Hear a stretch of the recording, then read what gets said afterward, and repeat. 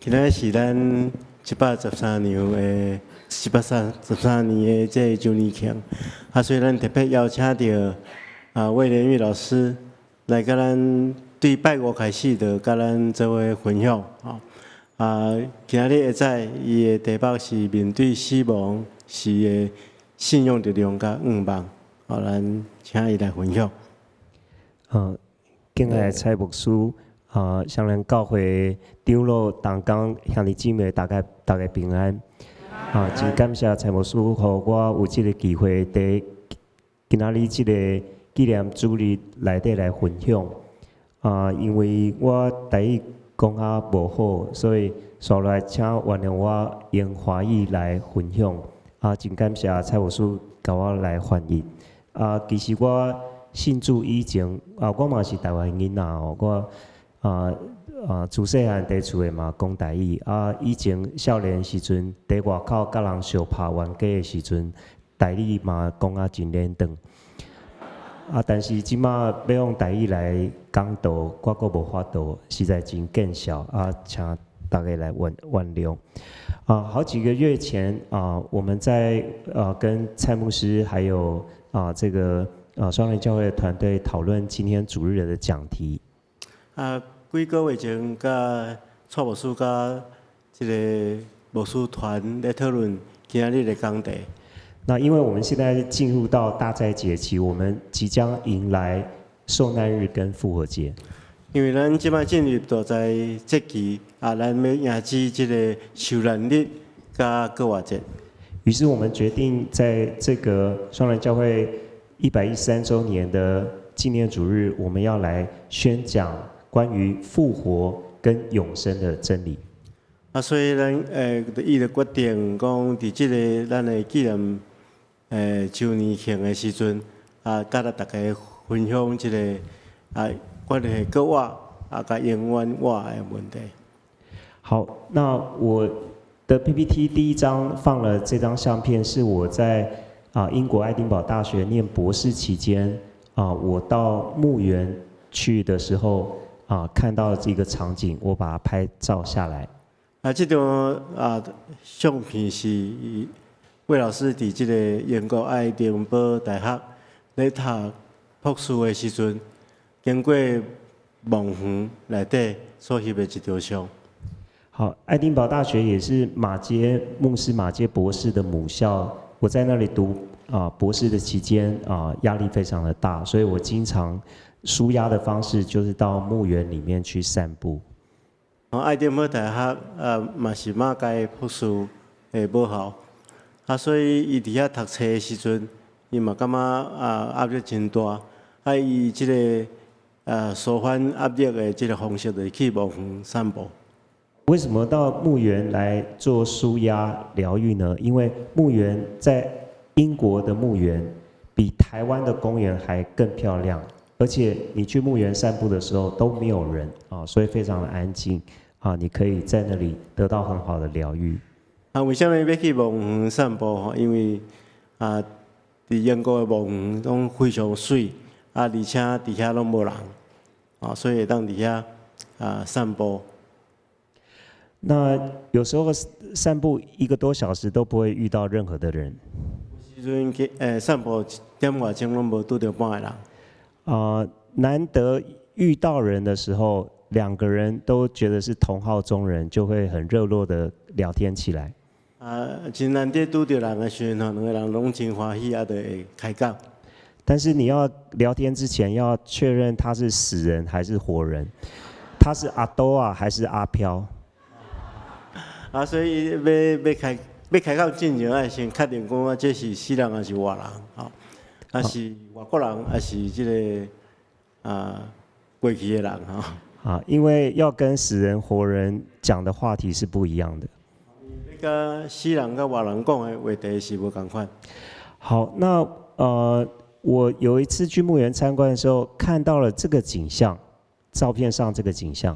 有一遍我去墓园咧散步的时阵，看到这个景象请问这个人在做什么？请问大家这个人在做什么？好，他在雕刻死人的名字。哦，伊咧伫这蒙牌顶面咧刻死人的名。在台湾，你到墓园看到的墓碑，墓碑上面的字都是机器工厂上面工厂里面刻的字，然后刻好之后送到墓园里面去。咱伫台湾吼，这蒙牌顶面的字拢是伫工厂内底刻好，甲送去墓内底。但是在英国，他们非常尊重死者以及他们的家属，所以他们是亲自找石匠把死者的名字刻在石碑上面。但是伫英国啊，因非常尊重这个死去的人啊，所以因会叫这个石匠啊，将这个伊的名刻伫这个蒙牌顶面。我从来没有看过这个景象，所以我征得这个石匠的同意，让我可以在他刻死人名字的时候替他拍个相片。因为我从来没看过这款的情形，所以我征求伊的同意，啊，互伊伫咧刻的时阵，互我翕一张相。石匠同意之后，我拍照，而且他之后还让我可以跟他合照。这个人同意我来翕这张相啊，了后愿意跟我做合照。合照之后，他问我说：“因为这个石碑上面还有空间，要不要把我的名字也一起刻下去？”做伙翕相了，伊讲啊，这个蒙牌顶面还佫有空间吼，到需要刻伊的名伫顶面。好，我喜欢到墓园里面去散步，另外一个原因，除了因为压力很大去舒压之外，另外一个原因是因为各位你可以看到这个石碑非常的大，它上面不只是刻死人的名字而已。我爱去这个蒙园散步的另外一个原因，是因为咱看到这个蒙牌真大，伊毋是干那刻些死人的名尔。好，各位你在台湾看到的墓碑上面只有死人的名字，还有他出生跟过世的日期，还有是哪一个家属替他立的这个碑文。咱伫台湾所看到这个墓碑吼。这个通常只有死人的名、甲伊出世、甲伊过身的日子，以及什么人替伊立这个碑。可是你看外国人的墓碑这么大，他不是只是提供这些资讯，他最重要的是这个死者他在死之前，他会留一两句话留给他的后代，于是他把这一两句话刻在他的墓碑上面。咱看外国的这个蒙牌遐尼大吼，其实除了伊的名以外，嘛刻伊感觉上界重要的一句话，会刻伫这个蒙牌顶面。各位可以想象，当一个人活到70、80岁，他要过世之前，他想要留一两句话给他的子子孙孙，可见那一两句话是他这一生的人生智慧。咱想象一个人活到70、80岁吼。伊想要刻伫即个蒙牌顶面咧，那一句话尔吼，迄是非常重要。伊要对伊的子孙所讲的话，让他的子子孙孙后来在扫清明节或者是要去扫墓的时候，都可以看到他留给那个他后代的这一两句智慧的箴言。互伊子孙以后要去陪墓的时阵，拢会当看见到伊要留互伊子孙的话。大部分英国的墓碑上面这一两句智慧的箴言，都是引用圣经，他们这个死者最爱的经文。伫英国大多数的这句话，拢是引用这人上爱的经文。这也是我喜欢到墓园散步的原因，因为我可以看到这么多人，他们把他们一生的智慧留在墓碑上面。这是我真爱去墓园散步的原因之一，就是会当看到这么一个人将伊的智慧的言语刻伫这个蒙牌顶面。当我们面对死亡的时候，我也盼望我们可以把我们这一生的智慧流传给我们的子子孙孙。当咱面对死亡的时阵，咱嘛望讲会当将咱这世人的智慧来留互咱的子孙。今天的讲到，我要从这句话开始：每一个人与死亡的距离都是一样的。今日讲到我要对这句话开始每一个人甲死亡的距离拢是相款的。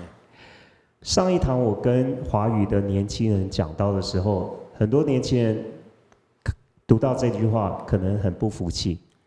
顶一堂我甲这用华语甲第二堂的兄弟分享即句话的时阵，可能有真侪少年人感觉讲无同意。他们认为，他们这么年轻，怎么会跟台语礼拜的这些年老的弟兄姐妹，他们跟死亡距离应该是比较近，我应该比较远。伊想讲我遐尼少年，开当甲其他兄弟去讲我甲死亡的距离拢是相款的。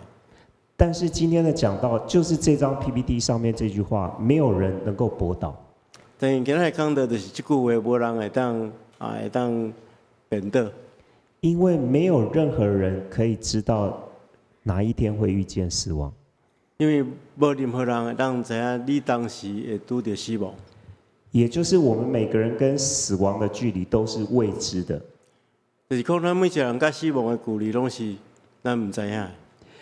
很有可能年轻人比年长的人更早就遇见死亡。真有可能少年人比年长的人较早拄着死亡。所以我们才会经常听到人家说，意外和明天哪一个会先来到，没有人知道。所以咱时常听见着别人讲，意外甲明仔载，什么时间会较紧达到，无人会当知。既然我们每个人随时都会遇见死亡，因此各位今天要认真听今天的这个死亡真理的信息。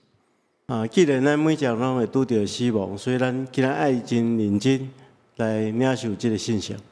你要将今天的讲道当作是一场行前说明会。咱会将今仔日的这个讲道当作是这个行前的说明会。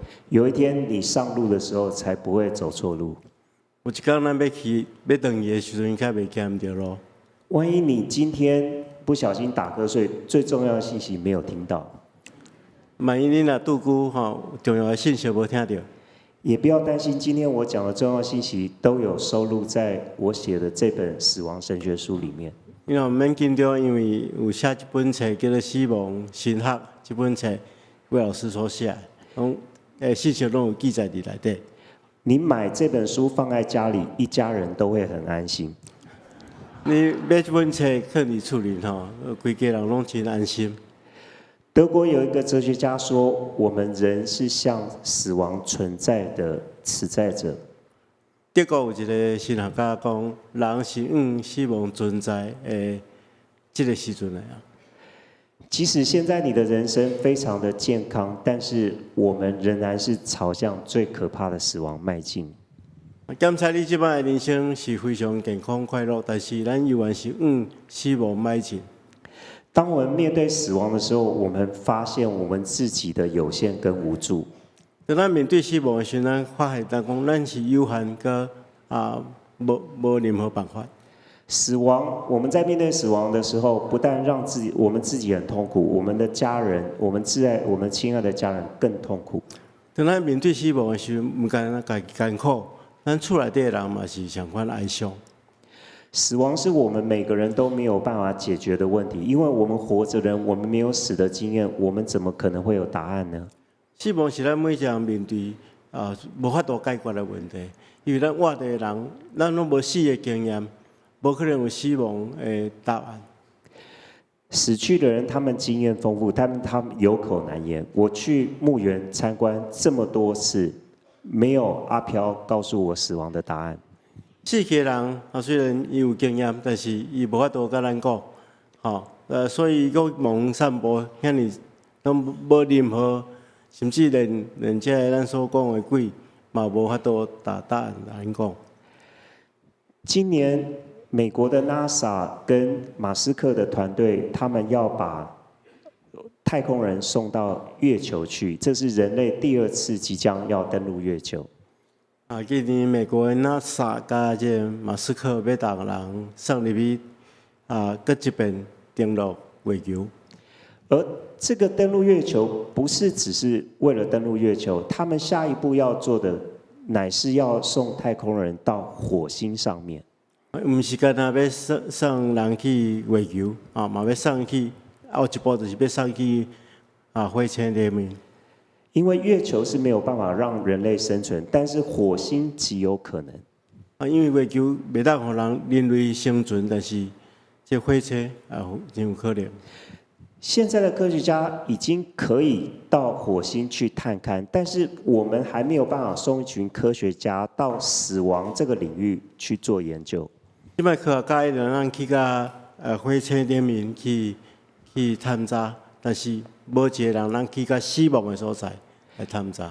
假如派一群科学家到死亡那边研究，探子回报都没有回来。咱较输老派一寡科学家去死亡遐研究吼，到即摆拢还袂倒来。因此，科学家也没有办法告诉我们死亡的答案。所以科学家无法度来讲死亡的答案。科学家只告诉我们是什么原因而死。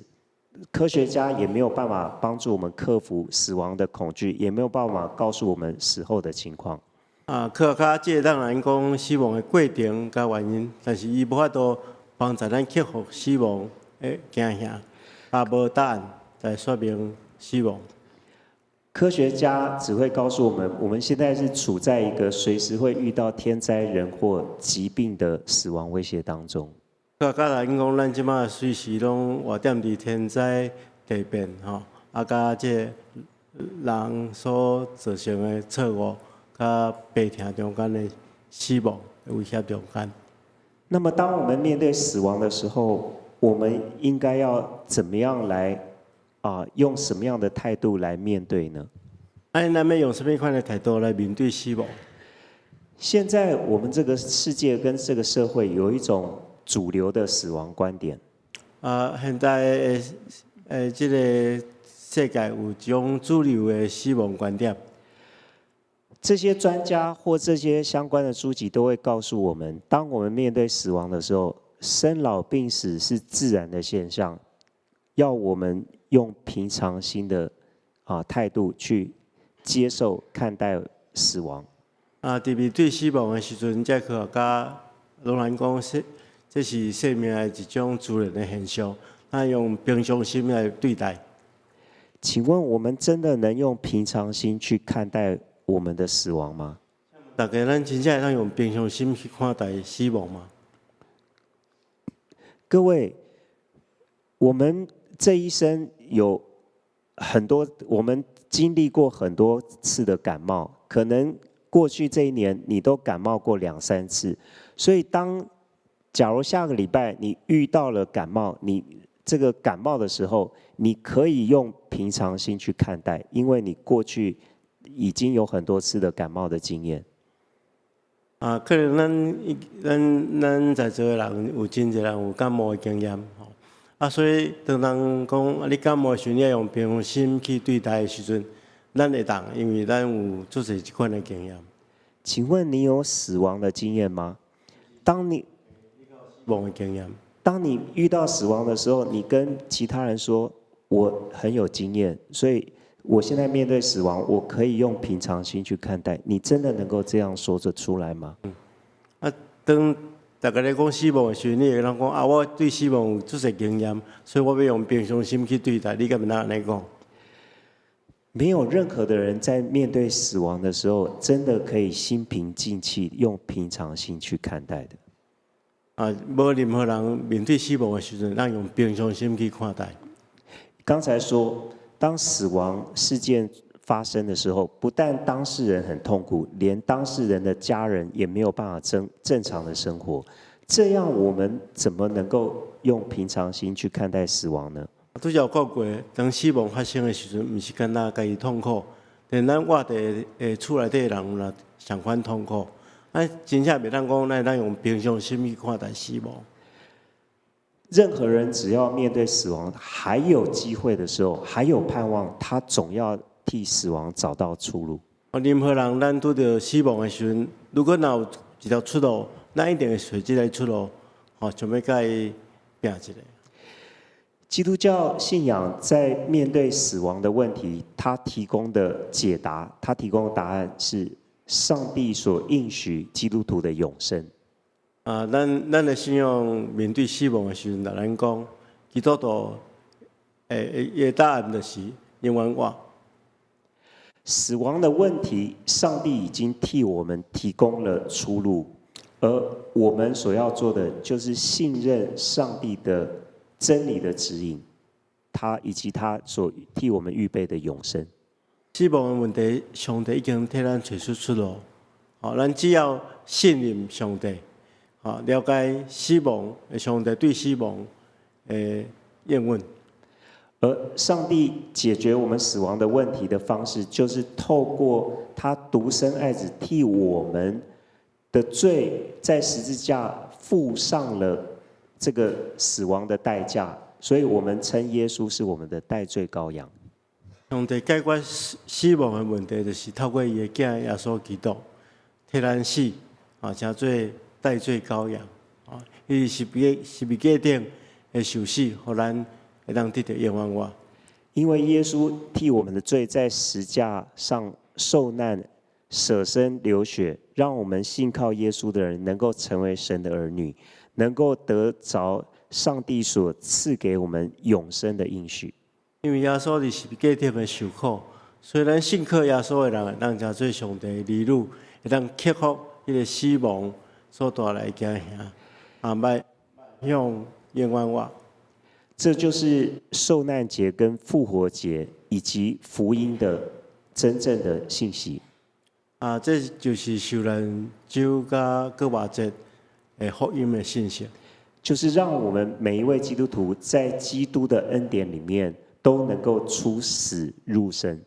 互咱每一个基督徒伫即个基督的恩典中间，都会当出死入生。我们在双连医院的附近，我们经常听到救护车，只要救护车一出现，所有的其他的事情、其他的车辆都要让救护车先过。咱姨妈该病院的附近，咱知影，若救护车来，所有的车拢按让伊行过。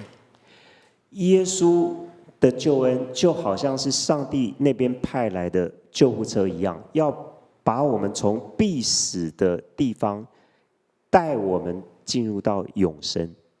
耶稣基督的福音就亲像上帝遐来的救护车同款，要将咱的确死的即个生命救咱脱离迄个所在，然后去到冤枉我的城。但是讲到永生，有一个非常棘手的问题。讲到冤枉我，有一个真困难处理的问题。基督徒去传福音的时候，常跟人家讲信耶稣得永生。咱去传福音的时阵，咱常常对人讲信耶稣得到冤枉我。我们还把这句话刻在福音车的引擎盖上面。咱常常将这句话刻伫这个福音车的这引擎盖顶面。不信主的人，要是被这台车撞到，可能还有机会得永生。无信主的人呢，去互这台车弄到，可能会当得到冤枉我。但是我们在教会外面跟人家讲信耶稣得永生，但是为什么在教会里面还要替基督徒办追思礼拜呢？咱伫外面对人讲信耶稣得到冤枉我，但是伫教会中间，咱也举行追思礼拜。上帝不是应许信耶稣的人不至灭亡，反得永生？那为什么教会需要替弟兄姐妹办追思礼拜？圣经中间讲信耶稣的无至到灭亡，反得到冤枉我。为什么咱去举行追思礼拜？我们到底要怎么样理解这个问题？要怎么解答这个问题？要怎么理解上帝所应许我们出死入生、得着永生的生命呢？咱到明解说这件代志，明去了解讲，上帝要互咱出死入生的这个问题。好，我们要分两个层面来讲。首先要讲灵魂的永生跟身体的永生。咱要分两个层面来讲，一个首先爱讲灵魂，另外一部分爱讲身体。我今天没有时间来讲，有一些基督徒科学家，他们尝试用科学的方式来证明人有灵魂，还证明说灵魂是不灭的，是有永生的。今日无出的时间，甲大家分享，有出些科学家伊要证明讲灵魂伫地，而且灵魂是永远袂死。因为基督徒信的不是科学家的证明和讲法，基督徒所信的是圣经启示的真理。因为咱基督徒所信的，毋是科学家所做的实验，是圣经中间的真理。圣经很清楚的告诉我们，人有灵魂，而且灵魂跟身体一样的重要。圣经真清楚人讲人有灵魂，而且灵魂跟身体相关重要。所以在约翰三书那边的祝福是，愿所有的基督徒身体健壮，灵魂兴盛。所以伫约翰三书的这祝福是讲身体甲灵魂拢相关丰盛。圣经有讲，当人身体死后，灵魂会离开身体。圣经嘛讲，当人身体死了，灵魂会离开身躯。创世纪这段故事，当拉结生了他老幺，他有惨难。圣经记载，当拉结将要死的时候，他说拉结的灵魂要走的时候。伫创世纪中间，列结要生囝的时阵，发生这个难产吼。圣经安怎描述就是讲，伊将要死，灵魂要走的时。列王记记载，先知以利亚替一位已经过世的小孩祷告。圣经描述，先知祷告之后，那个死去的小孩的灵魂回到了小孩的身体，这个小孩就活过来了。列王记上悬记载以利亚替一个死去的囡仔祈祷，圣经记载讲，伊祈祷了，这囡仔的灵就佮进入伊的身体。圣经还告诉我们，当基督徒肉体死后，神要把我们的灵魂接到天上，与主同在。圣经别人讲，当信徒的肉体死了，上帝要将咱的灵魂接去天顶，甲主同在。所以圣经好多处应许基督徒说，神必不将我们的灵魂撇在阴间。所以圣经过来为拢写讲，上帝的确无将咱的灵魂放杀伫阴间。司提反在殉道之前，他祈祷说：“主啊，求你接收我的灵魂。”司提反伫要顺道进前，伊祈祷讲：“主啊，求你接受我的灵魂。”所以司提反殉道的时候，身体虽然已经这个死去，但是他的灵魂被主接到天上。所以司提反伊死的时阵，虽然身体已经死，但伊的灵魂受上帝接去天顶。路加福音记载，那个在钉十字架旁边的那个罪犯，他相信耶稣是神的儿子。耶稣告诉他：“今日你要同我在天上乐园。”路加福音记载迄个甲耶稣共顶十字架这个罪犯耶稣对伊讲：“你今日要甲我相款伫牢房内底。”很显然，那个罪犯在当天那个死去的时候，他的身体还是在十字架上，可是他的灵魂却被主接到天上的乐园。所以，在咱真明白，就是讲，迄个死去的罪犯，伊的身体依然伫这十字架顶，但总是伊的灵魂已经去到牢房。腓立比书这边记载，保罗说，他要是活着，就是为主做工；但是他死的，就是被接到主那里去。假如让他有选择，他宁可到主那里去，因为那里是好的无比。保罗伫腓立比书中间讲，伊活的是为基督，但是伊死了就利益，如果人选择的时阵，伊情愿离开世间，甲基督相合对地。因此，当我们基督徒死了之后，是被主接到那里去，而且保罗说到主那里去是好的无比。所以咱会当理解就是讲，咱基督徒死了，咱的灵魂就被接去主遐，而且照保罗所讲，安尼是非常好。因此，对基督徒来说，死亡不是灭亡，而是要到天上去享受跟主同在那个更美好的福乐。所以，对基督徒来讲，死不是灭亡，是要去天顶甲主享受永远的福乐。接下来要来讲基督徒肉体的永生。这说咱们讲基督徒肉体的永远活，这是最棘手的问题，因为刚刚讲到，假如我们肉体有永生，那为什么需要办追思礼拜呢？这是真困难的问题。假使若讲肉体有永远我，为什么咱爱办追思礼拜？要解答这个问题，我们需要从新约圣经一个非常特别的一个讲法来做解释。要解决这个问题，咱爱对新约圣经中间一个真特别的讲法来解说。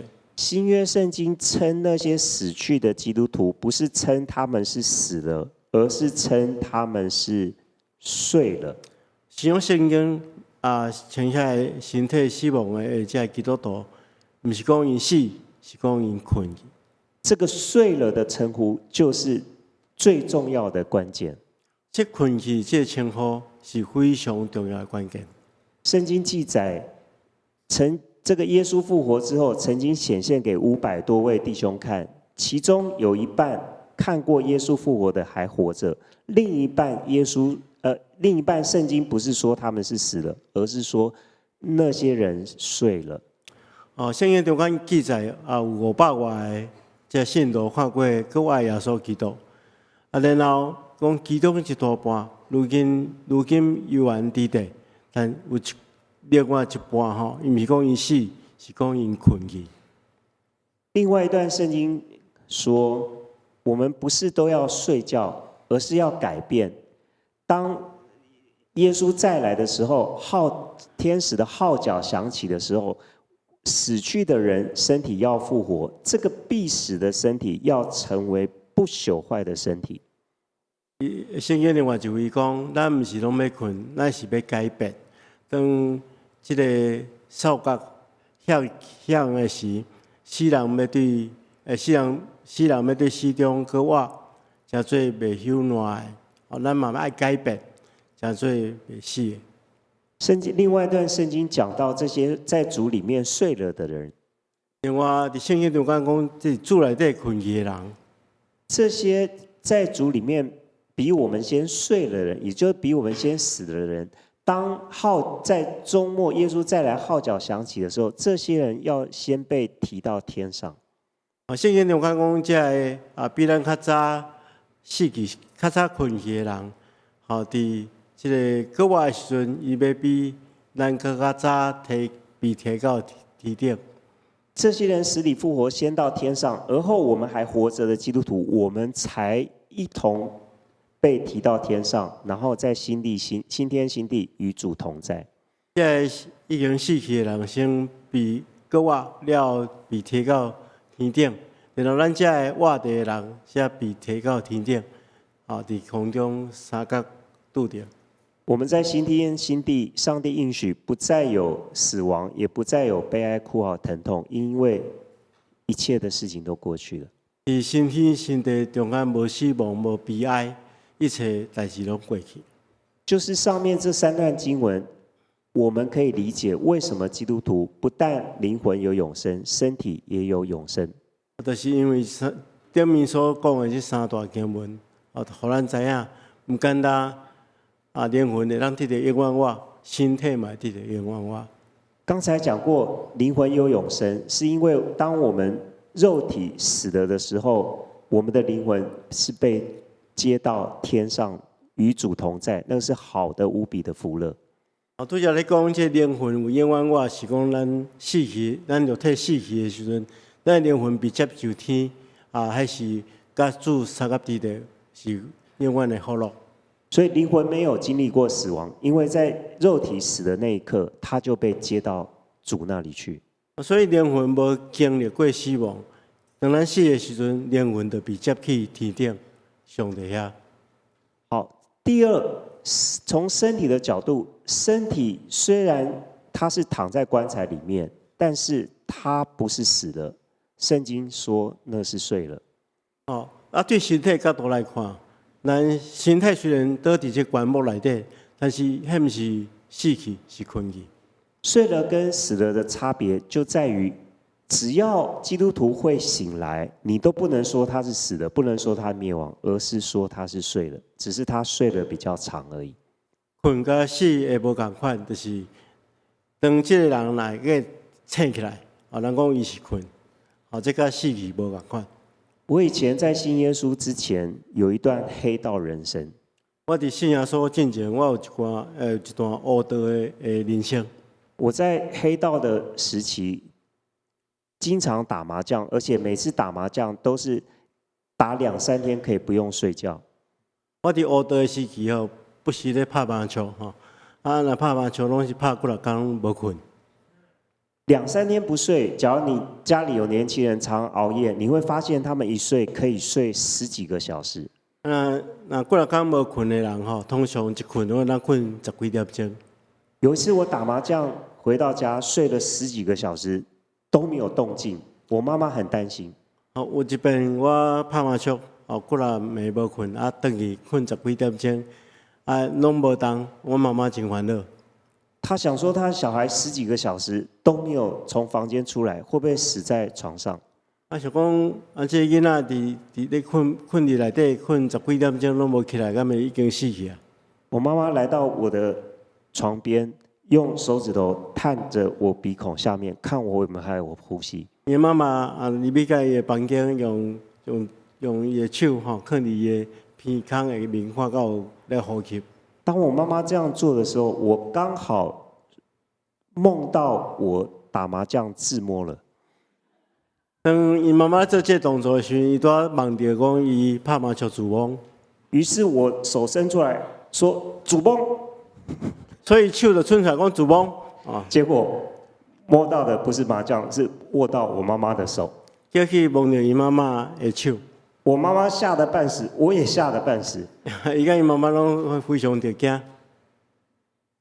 虽然我睡了10几个小时，但是只要我能够自摸，我能够醒来，你不能说我是死了，而是说睡了。虽然伊困真久，但是伊个会当醒起来，你别当讲伊死，你也当讲伊困去。马丁路德跟加尔文他们睡了500年。路德马丁甲加尔文因困500天。保罗他睡了2000年。保罗困2000年。只要他们能够醒来，你都不能说他是死了。只要因会当醒起来，你拢袂当讲伊已经死。马可福音有一个故事，大家很熟悉，就是管会堂的女儿生了重病，管会堂要耶稣赶快到他家来替女儿来治病。马可福音有记载一个故事，就是管会堂的耶路，伊的查某囝死，伊要叫耶稣来救伊。管会堂跟耶稣走在路上，仆人来告诉他们说：“不用来了，刚才请你们小跑步，你们慢慢走。现在小女儿已经死了，你们不用去了。”耶路甲耶稣徛伫路林吼，管会堂的人罗卜来因报告讲这查某囡仔已经死吼，恁用散步的方式吼，伤慢，叫你用走的，你无要用走的。但是耶稣跟众人说：“继续走。”但是耶稣对众人讲：“继续行。”他们来到管会堂的家里，耶稣看到大家都在哭。因来到耶路的厝内底，发现所有人拢在哭。耶稣对众人说：“小孩不是死了，是睡了。”耶稣讲：“这查某囡仔不是死去，是困去。”接下来圣经记载，众人就嗤笑耶稣。接下来圣经记载讲，众人就拢笑耶稣。为什么大家会嗤笑耶稣呢？为什么大家会笑耶稣？因为小女儿是死了，怎么耶稣说小女儿只是在睡觉呢？因为根据伊的判断，这查某囡仔已经死啊，为什么耶稣讲伊困？但是根据圣经，后来耶稣让小女儿从死里复活，所以从耶稣的角度，的确小女儿是睡了，后来不是醒了就走出来了吗？但是咱看圣经，后来耶稣互伊对死人中搁活，所以对耶稣来看，伊是困去，毋是死。但是对众人来讲，因为他不理解死亡的真理，也不了解耶稣能够击败死亡的权柄，所以他们嗤笑耶稣。但是对众人的角度来看，因毋相信耶稣有迄个能力，互伊对死人中搁活，所以因笑耶稣。第3点，我要来讲的是，基督徒的身体真的是没有经历过死亡，也没有感觉过死亡，因此也没有死亡的记忆。所以我们可以说，那些那些过世的基督徒，他们经历到的是一个长时间的睡眠。接续我要讲的，基督徒的身体嘛无感觉到死亡，伊是困去，只是经过一段长时间的困眠。我举一个例子说明，大家就会清楚，而且会牢记下来。我举一个例来说明，大家就记了清楚。各位知道，在台湾买棺材是非常贵，你知道吗？大家知影，伫咱台湾，咧买棺材是非常贵的。我在写《死亡神学》这本书的时候，替我爸爸、我大哥过世，这2个追思礼拜都是我亲自的去办理。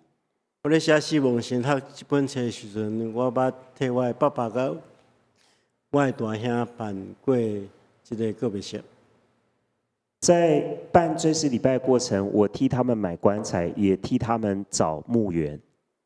伫这个准备告别礼拜的过程中间，我替因找这个棺木，也替因找墓园。我跟殡葬业者接触，才知道台湾的棺材贵得太离谱，赚死人的钱。我甲这个礼仪社的人接触，我较知影讲台湾的棺木是非常贵，我没有办法接受，只是几片木材要好几万块。我无法度接受讲只有几块茶尔，爱几万块。于是我打电话给 IKEA， 问他们有没有 DIY 的棺材。所以我拍电话给 IKEA， 讲到迄个会咱家己做的棺木。接电话的人认为我是来乱的。接电话的人认为我来乱的。我只好回到棺材店去买棺材。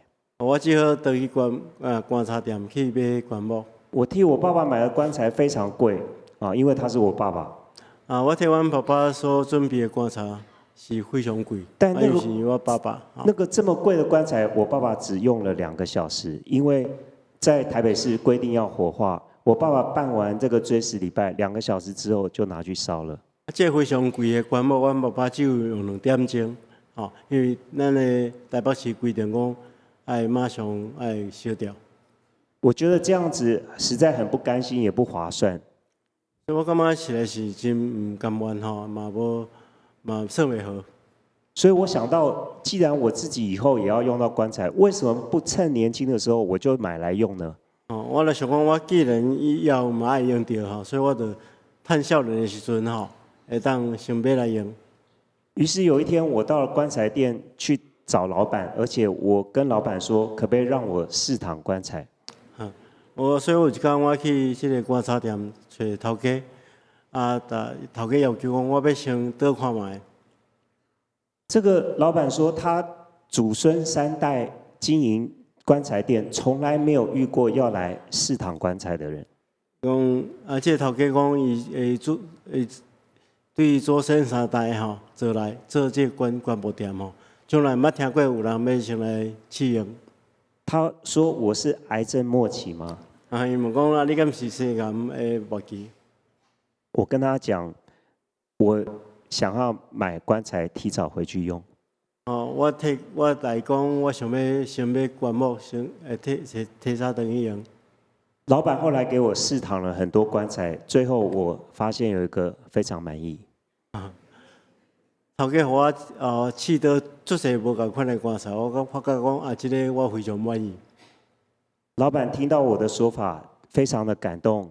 他说最近棺材的市场竞争很激烈，他打算拍一个 YouTube 的影片，他想要找我当演员。头家看伊真有诚意就讲无你来帮我拍这个宣传的影片，因为最近这棺木的生意竞争真大。我说找我当演员就对了。后来谈了整个拍片的这个情节过程都非常顺利，最后讨论到这个拍片的酬劳。这伊嘛真欢喜伊讲你找我就对但是在讲这个拍片的这个天数最后讲到拍片的这个酬劳老板说拍片的酬劳就是再免费送给我2个棺材。这头家就讲拍片的代价就是各送伊两个棺材。我说我刚才买个棺材已经够用，你都送给我2个棺材。哦，我讲我已经买一个，啊，你搁送我2个。所以我去很多教会都乱讲话，牧师不太敢得罪我。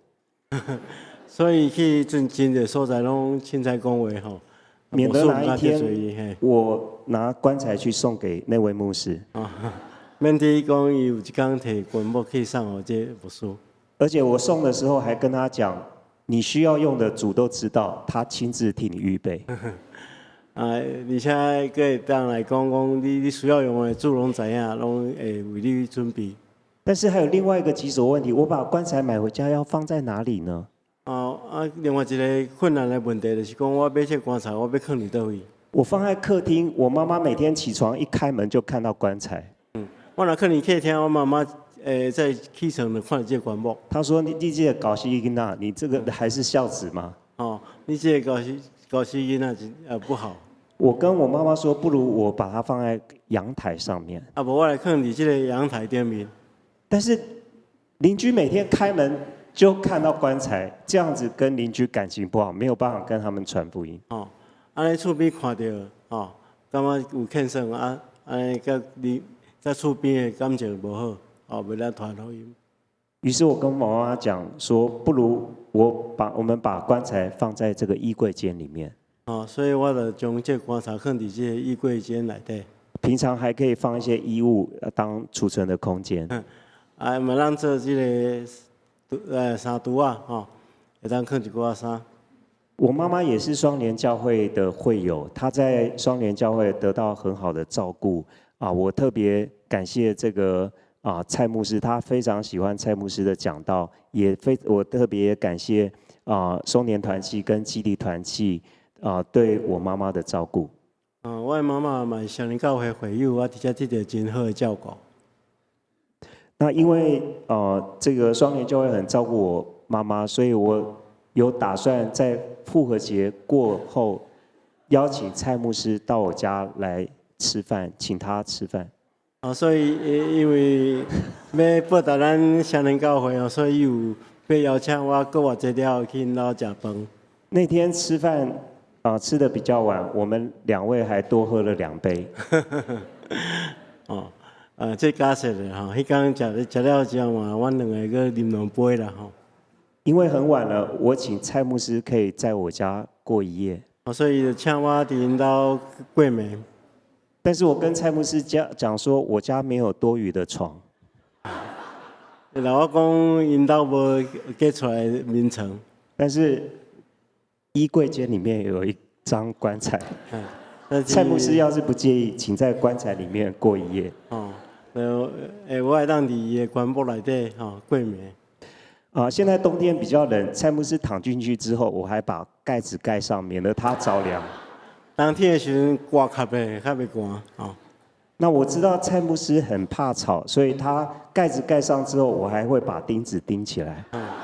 因为惊我吵到伊啦所以就迄砍落来了，佮用钉钉来。那你说这样晚上半夜的时候，蔡牧师要出来上厕所怎么办呢？暗时要起来便所要安怎？圣经应许叩门的必给他开门。圣经有讲拍门的就来开门。我为什么讲这个例子呢？我为什么讲这个？因为刚才我讲到，真的我肉体死后，我去躺在那个棺材的时候，请问我的肉体感受得到那个棺材的舒服吗？因为我拄则讲着，咱若死亡了，咱倒伫这棺木顶面，咱敢会当感受到迄个棺木的舒适？我刚才说过，当我肉体死的时候，我的有感觉的灵魂是被主接到天上，所以我的肉体是没有感觉的，我怎么能够感受到棺材很舒服呢？拄则咱讲过，咱肉体死亡了，咱的灵魂是去到上帝遐，所以这肉体无法度感受到，快活还是无快活。所以我既然感受都不到那个棺材，我才觉得花这么多钱去买那么贵的棺材不划算，所以要提前去买来用。咱肉体既然袂当感受到这个棺材的舒适，安尼咱死亡了倒伫遐真浪费。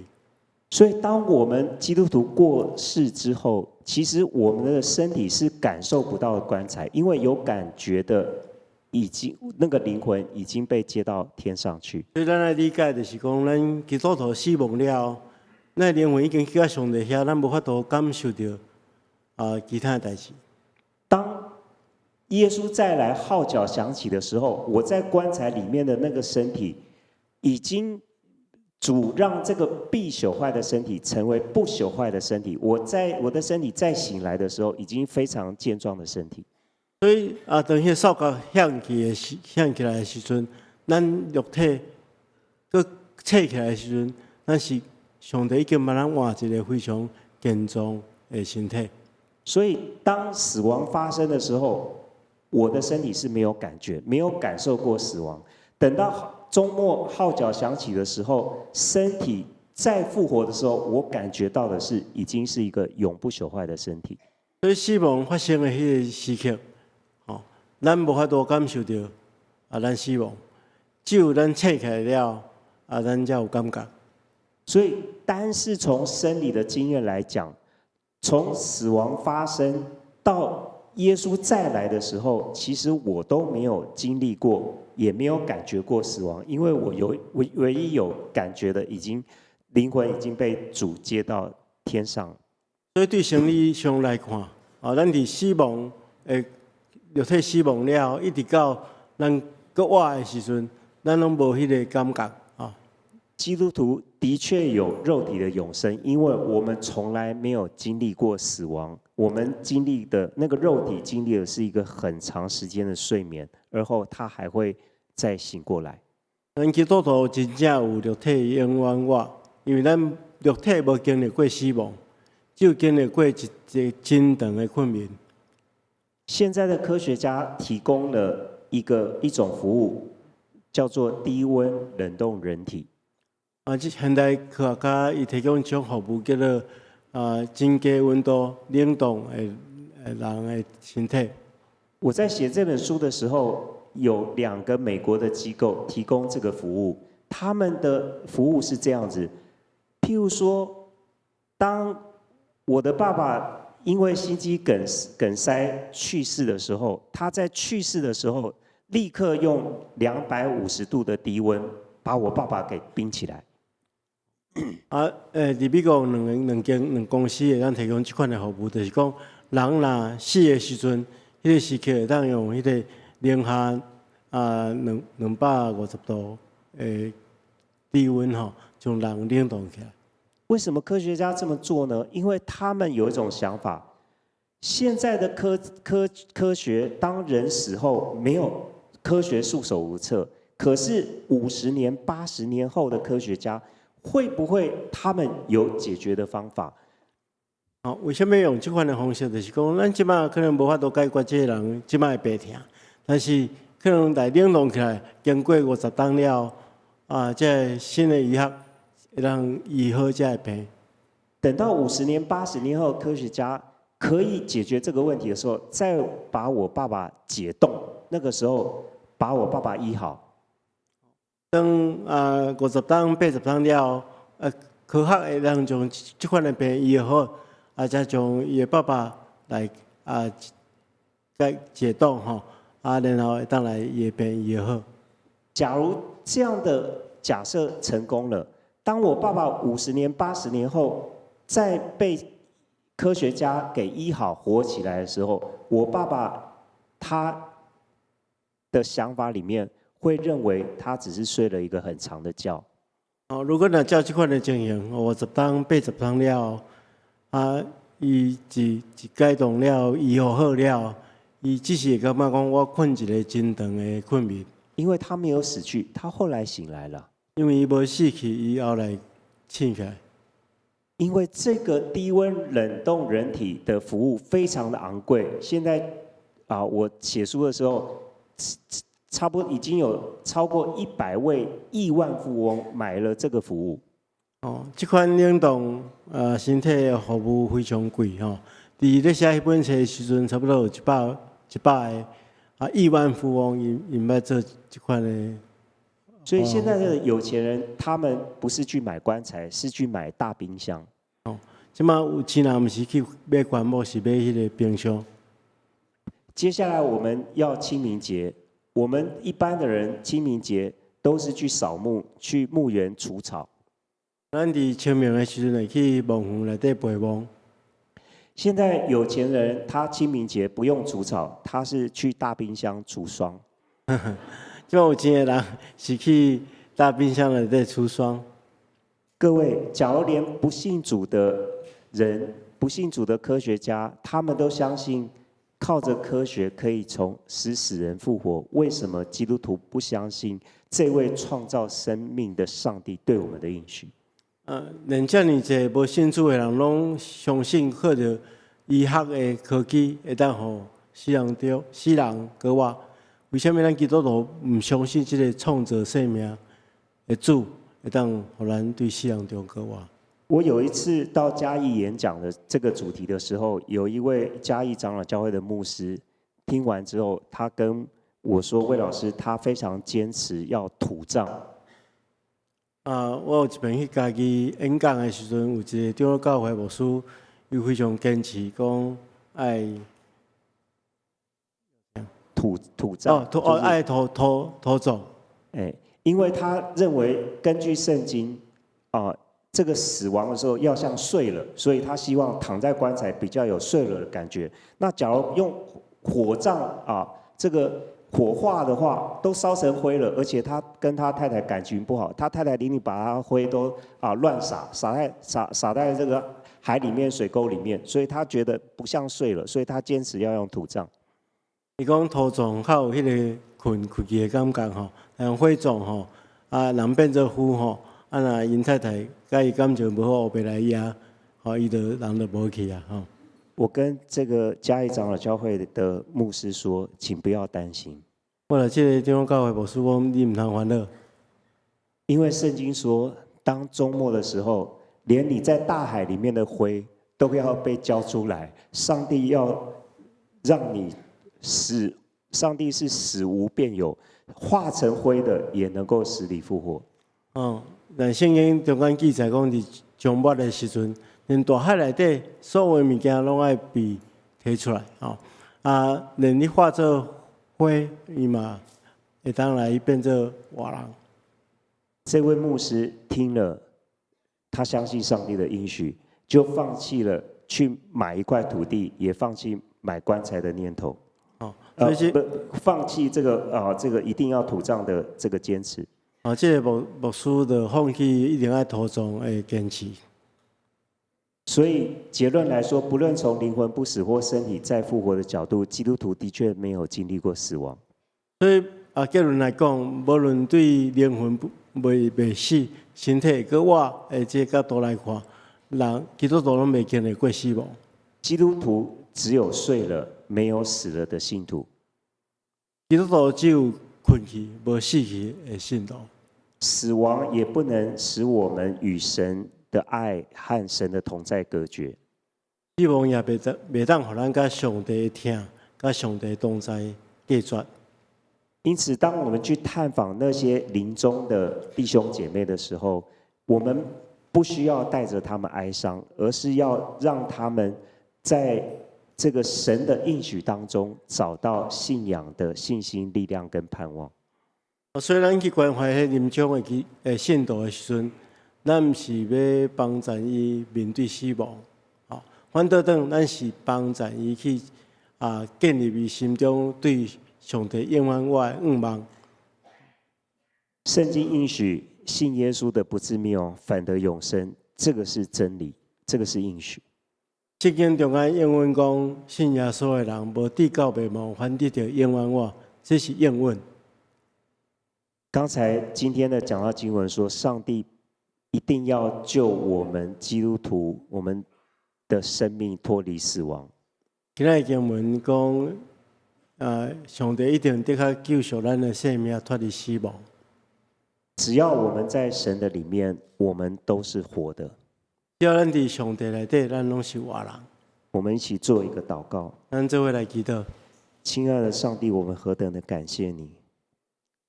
亲爱的上帝，阮何等感谢你！虽然我们有许多的罪恶过犯，我们是不配的罪人，但是你赐给我们基督的救赎的恩典。虽然阮有真侪过犯错误，阮拢是罪人，但是你赏赐阮耶稣基督的恩典，让我们在基督里成为你的儿女，能够得着永生的应许。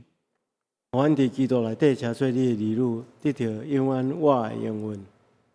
谢谢你，让我们在基督里可以出死入生，得着永生。感谢你，互阮伫基督内底当出世入生，得到永远我的应允。求主帮助我们众弟兄姐妹，当我们在面对重病跟死亡的时候，我们有信心、力量跟盼望。求主帮助阮伫面对重病甲死亡的时阵，会当有永远我的愿望。当我们身边的亲友、家人在面对重病死亡的时候，也求主帮助我们，可以将基督的救赎恩典、基督的福音传讲给他们。